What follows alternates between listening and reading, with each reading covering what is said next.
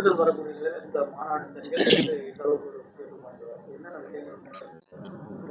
தேர்தலை ஒட்டி இது பொதுவாக பார்த்தீங்கன்னா இந்த இளைஞர் அணியினுடைய நிர்வாகிகள் சந்திப்பு என்பது ஏற்கனவே வட மாவட்டங்களை உள்ளடக்கி வடக்கு மண்டலத்தினுடைய சார்பில் திருவண்ணாமலையில் மாண்புமிகு அமைச்சர் மரியாதைக்குடன் தேவா வேலு அவர்களுடைய ஏற்பாட்டில் மிகச் சிறப்பாக அது நடைபெற்றது.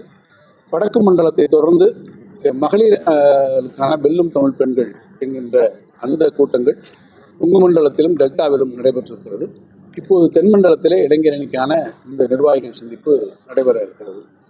இது தேர்தலை ஒட்டி மிகப்பெரிய ஒரு செய்திகள் இருக்கும். தேர்தலை ஒட்டி நடைபெறக்கூடிய எந்த ஒரு அரசியல் நிகழ்ச்சிகளுக்கும் முக்கியத்துவம் இருக்கிறது. எனவே தலைவர் அவர்கள் கலந்து கொள்வது இந்த தேர்தல் காலத்தை ஒட்டி எந்த முக்கியத்துவம் பெறுகிறது என்பதை மறுக்க முடியாது.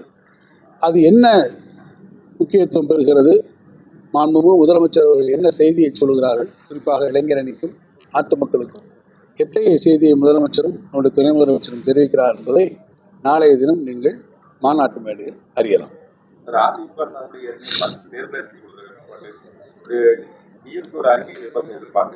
திராவிட முன்னேற்ற கழகம் தேர்தல் அறிக்கையை தயாரிப்பதற்கான குழுவை அமைத்திருக்கிறார்கள். அந்த குழு எல்லா மாவட்டங்களுக்கும் இப்போது சுற்றுப்பயணங்களை மேற்கொண்டிருக்கிறார்கள். நம்முடைய பகுதிக்கு வர வேண்டியது ராமநாதபுரத்தில் என்பதை நடைபெற இருந்தது. இந்த மாநாட்டு விடை எல்லாம் இருக்கக்கூடிய காரணம் அண்மையிலே முதலமைச்சருடைய காரைக்குடி வருகையை முன்னிட்டு அது ஒத்தி வைத்திருக்கிறோம். வரக்கூடிய 10ஆம் தேதி அது ராமநாதபுரத்தில் நடைபெற இருக்கிறது. அப்போது நம்முடைய மாவட்டத்தில் இருக்கக்கூடிய பல்வேறு தரப்புகளை சார்ந்திருக்கக்கூடியவர்கள் தங்களுடைய கோரிக்கைகளை தங்களுடைய எதிர்பார்ப்புகளை தெரிவிக்க இருக்கிறார்கள். அதனை ஒட்டி எல்லா தரப்பும் கொண்டாடக்கூடிய நம்முடைய தேர்தல் தயாரிப்பு அந்த அறிக்கையினுடைய தயாரிப்பு குழுவினுடைய தலைவர் அவர்கள் நம்முடைய கழகத்தின் துணை பொதுச் செயலாளர் நாடாளுமன்ற உறுப்பினர் திருமதி கனிமொழி கருணாநிதி அவர்கள் தெரிவித்திருப்பதை போல அது உண்மையிலே ஒரு மிகப்பெரிய முக்கியத்துவம் வாய்ந்த தேர்தல் அறிக்கையாக அமையும்.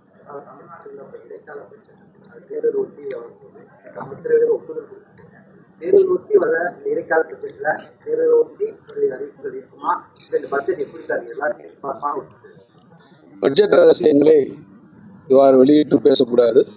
எனவே இந்த செய்தியாளர் சந்திப்பை நான் விருதுநகர் வடக்கு மாவட்ட கழக செயலாளர் என்ற வகையிலே நடத்துகிறேனே அல்லாமல் பட்ஜெட் பொறுத்திருங்கள். பட்ஜெட்டுக்கான தேதி அறிவிக்கப்பட்டு நீங்கள் எதிர்பார்க்கக்கூடிய விஷயம் பட்ஜெட்டிலே அறிவிக்கும். அதைத்தான் ஏற்கனவே சொல்லிட்டோமே. நாங்கள் என்ன அறிவித்திருந்தோமோ அதை அப்படியே ஜெராக்ஸ் காப்பி எடுத்து அவர்கள் அறிவித்தார்கள். இது வேறு ஒன்றும் இல்லை. திராவிட முன்னேற்ற கழகத்தினுடைய நடைமுறையில் இருக்கக்கூடிய திட்டங்களை நீங்கள் அப்போதே அப்படி காப்பி எடுத்து விட்டீர்கள் என்ற விமர்சனங்கள் எல்லா தரப்பிலும் இருந்து வந்தது. கட்சி சாராதவர்கள் கூட அதை குறிப்பிட்டு சொன்னார்கள். அதற்கு பிறகு அவர்கள் எல்லாம் செய்வதாக சொல்லியிருக்கிறார்கள். அவர்கள் சொல்லத்தான் முடியும், செய்வதற்கு திராவிட முன்னேற்ற கழகம் தான் செய்ய முடியும். திமுகவால நிதிநிலையை சரியா பராமரிக்க முடியாதனாலதான் சில திட்டங்களை நாங்க கடைசியா பண்ணாங்க அப்படிங்கிற மாதிரி திராவிட முன்னேற்ற கழகம் தான். நீங்க தான் சொன்னீங்களே, அதே முன்னாள் முதலமைச்சர் எதிர்கட்சியோட தலைவர் சொன்னாரு, நீங்க இந்த திட்டத்தையே மகளிர் உரிமையத்தையே கொடுக்க முடியாதுன்னு சொன்னாரு. அவர் தானே சொன்னாரு. ஆனால் இன்னைக்கு எல்லாருக்கும் கொடுத்தது மட்டுமல்லாமல் ஏற்கனவே கொடுத்து கொண்டிருந்தக்கூடிய 1,13,00,000 தாண்டி இப்போது 1,30,00,000 பேருக்கு கூடுதலாக கொடுத்து கொண்டிருக்கிறோம் என்று சொல்கிற போது இதை எப்படி நாங்கள் நடத்த முடியலைன்னு அவர் சொல்றாரு. அறிவித்திருக்கக்கூடிய திட்டங்களை சிறப்பாக செயல்படுத்துவதோடு கூடுதலாகவே இப்போது நாங்கள் செய்து கொண்டிருக்கிறோம். எனவே அவர் வலிந்து சொல்வது அவர் சொன்னதே இப்போ அவர் கான்ட்ராடிக்ட் பண்ணி சொல்லியிருக்கிறார்.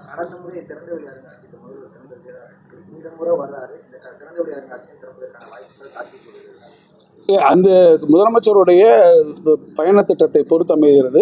இந்த பயண திட்டத்தில் அதற்கான வாய்ப்புகள் குறைவு என்று நான் கருதுகிறேன். ஆனால் திறந்தவெளி அருங்காட்சியகம் எல்லா விதத்திலும் திறப்பதற்கு தயார் நிலையில் இருக்கிறது. மாண்புமிகு முதலமைச்சருடைய தேதியினை பெற்று அவர் முதலமைச்சருடைய அலுவலகம் அதை முடிவு செய்யும். மாநிலங்களவையில் பிரதமர் மோடியை தாக்க முயன்றாலும் சபாநாயகர் சொல்லியிருக்காரு. அதனால தான் அவரை நான் வர வேணாம்னு சொன்னவங்க ஒரு பேச்சு இருக்கு, சர்ச்சையா இருக்காது. இல்லை அது போன்ற கருத்துக்கள்லாம் யாரும் ஒரு பிரதமரை போய் தாக்குவதற்கு முற்படுகிறார் என்று சொல்வது என்பதெல்லாம் அதீதமான கற்பனை. காரணம், ஒரு பிரதமர் அவையிலே இருக்கிறார்.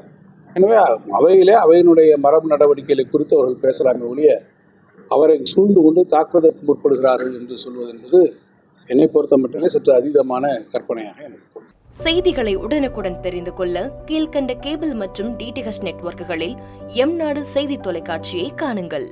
பாதகம் செய்பவரை கண்டால் நாம் பயம் கொள்ளலாகாது பாப்பா. மோதி மிதித்துவிடு பாப்பா, அவர் முகத்தில் உமிழ்ந்துவிடு பாப்பா. அண்மை செய்திகளை உடனுக்குடன் தெரிந்து கொள்ள இணைந்திருங்கள் எம்நாடு தொலைக்காட்சியுடன்.